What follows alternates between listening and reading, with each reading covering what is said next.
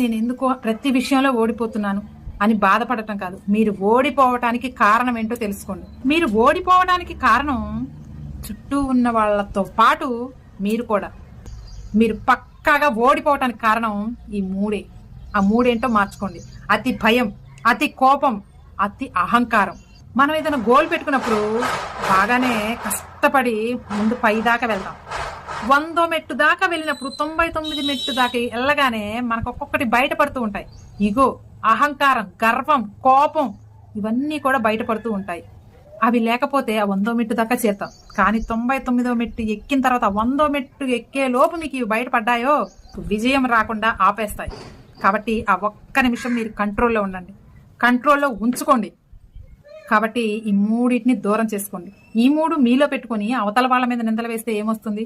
కాబట్టి ఈ మూడింటిని కూడా దూరం చేసుకోండి. సక్సెస్ఫుల్ గా